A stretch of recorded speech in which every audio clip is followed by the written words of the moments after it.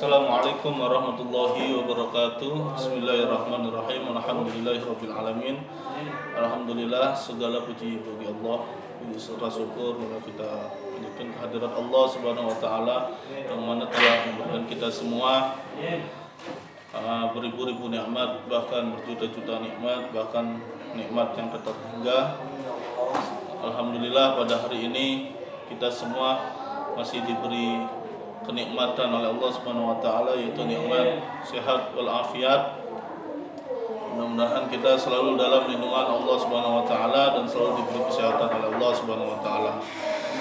Dan mudah-mudahan pandemi ini segera berlalu agar kita bisa belajar kembali lagi ke MI Ping 08.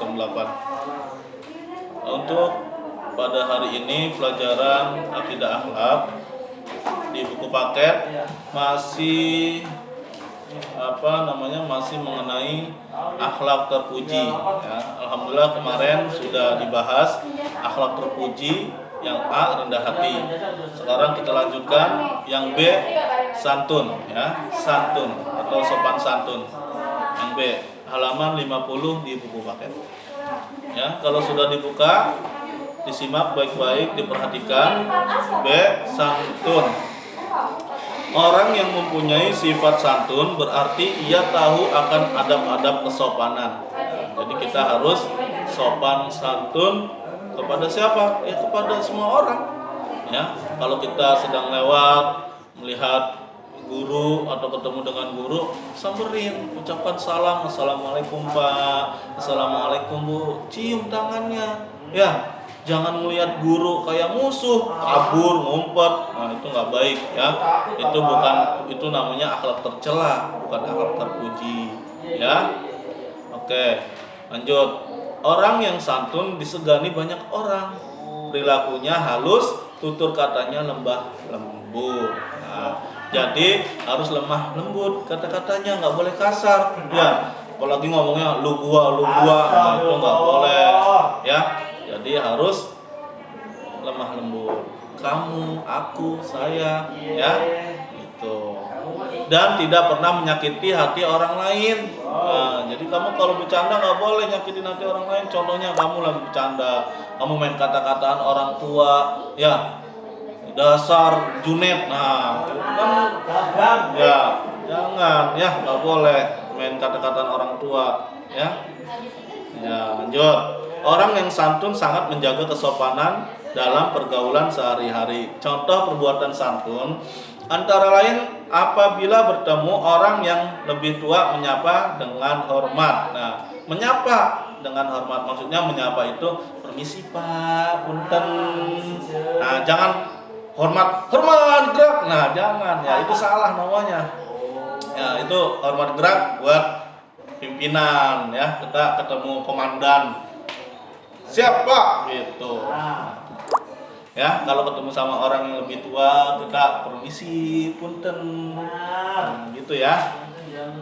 Tidak berbicara kasar kepada orang lain, nah nggak boleh ya. Suka melawan orang tua nih, hati-hati kamu nih ya, nggak boleh melawan orang tua. Kamu kalau disuruh sama orang tua lakukan, kerjakan, jangan entar-entar ya. Kenapa? Ya karena al-jannatu tahta aqdamil ummahat ya. Apalagi seorang ibu luar biasa. Ya. Hai manusia, teng teng teng teng. Hormati ibumu yang melahirkan. Ya. Ibu, engkaulah manusia. Itu ya. Ya, anggap aja yang tadi itu background. Ya, backsound. Ya, lanjut. Nah, patuh kepada guru ya, harus patuh. Kalau disuruh hafalan ya dihafalin, disuruh ngerjakan PR dikerjain. Jangan males ya. Katanya mau jadi ustaz, katanya mau jadi presiden. Jadi presiden juga belajar sekolah ya. Nggak boleh seperti itu kamu ya. Lanjut. Kebalikan sifat santun adalah sifat kurang ajar. Nah, kurang ajar, songong tuh ya, nggak boleh. Kalau dibilangin nggak boleh ngelawan. Nah, itu namanya kurang ajar ya, songong ya.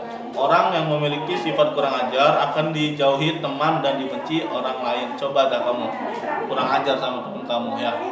Teman kamu ledekin, teman kamu kata-katain. Nah, pasti kamu dijauhi sama teman-teman kamu. Ya, nggak boleh seperti itu ya. Contoh perbuatan kurang ajar antara lain suka berbicara kasar. Nah, nggak boleh berbicara kasar, nggak boleh. Tidak menghormati orang tua, ya.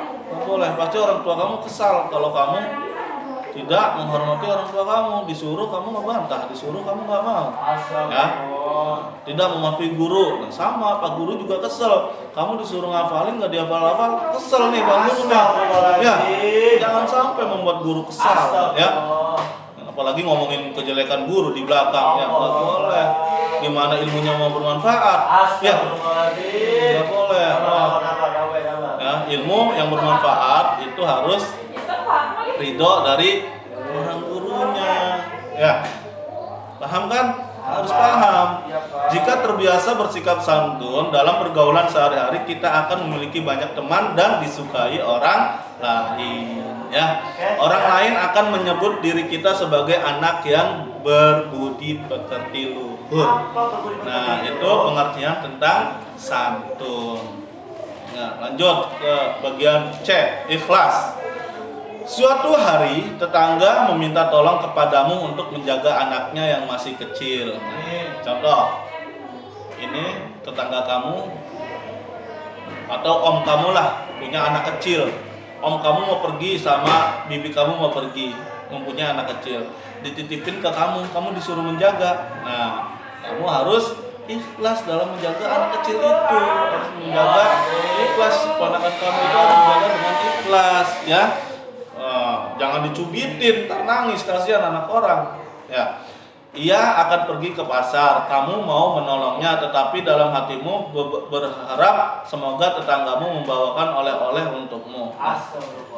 Jadi nggak boleh, kamu disuruh ngejagain anak paman kamu, tetapi di hati kamu itu timbul mengharapkan sesuatu agar om kamu balik bawa oleh-oleh. Nah, kadang-kadang Pak Ube juga suka ngarep sih. Enggak bohong. Enggak beneran juga enggak apa-apa. Lanjut. Atau contoh lain yang sejenis, kamu memberi sesuatu kepada orang lain tetapi berharap mendapatkan imbalan. Nah, jadi kamu ngasih makanan nih ke teman kamu. Nah, kamu tidak boleh mengharapkan imbalan, harus ikhlas, ya. Harus ikhlas. Pernahkah kamu mengalami kejadian seperti itu? Pernah nggak? Pernah, Pak Ube aja pernah kok. Ya, namanya manusia, ya tak luput dari kesalahan dan dosa. Mudah-mudahan kesalahan dan dosa-dosa kita diampuni oleh Allah Subhanahu wa taala. Amin. Kalau kita masih sering bersikap seperti itu, berarti dalam hati kita belum ada rasa ikhlas. Ayo, mari kita belajar bersama-sama untuk berbuat kebaikan ikhlas, ya. Khususnya ikhlas. Terkadang kita untuk bersifat ikhlas itu sangat sulit. Ikhlas, sabar, nah itu sangat sulit. Mungkin kalau untuk sabar kita bisa, tetapi kalau untuk ikhlas, contoh kita disakiti oleh orang lain, mulut kita ikhlas memaafkan, tetapi dalam hati kita belum tentu. Ya, kita belajar bersama-sama untuk belajar ikhlas. Ikhlas berarti melakukan suatu amalan semata-mata karena iman kepada Allah dan mengharap keridhoannya. Ikhlas merupakan jiwa amalan ibadah. Suatu ibadah itu diterima oleh Allah apabila dikerjakan dengan ikhlas. Kita sholat harus ikhlas, ya. Jangan mengharapkan sesuatu. Allah Subhanahu wa taala berfirman dalam surah Al-Bayyinah ayat 5 sebagai berikut. A'udzu billahi minasyaitonir rajim. Bismillahirrahmanirrahim. Wa ma umiru illa liya'budullaha mukhlishina lahuddin. Nah, kalian teruskan sendiri. Artinya, padahal mereka hanya diperintah menyembah Allah dengan ikhlas, menaatinya semata-mata karena menjalankan agama. Surat Al-Bayyinah ayat 5.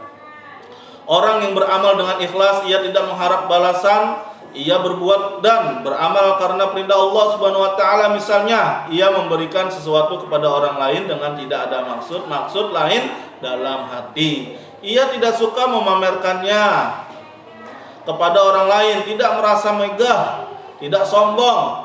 dan tidak memerlukan pujian.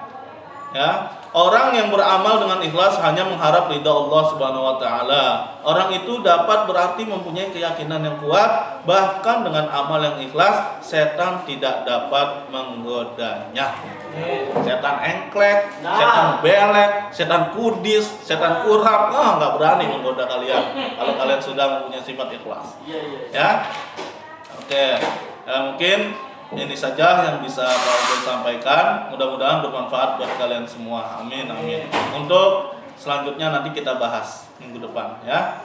Akhirul kalam, wallahul muwaffiq ila aqwamit thoriq. Wassalamualaikum warahmatullahi wabarakatuh.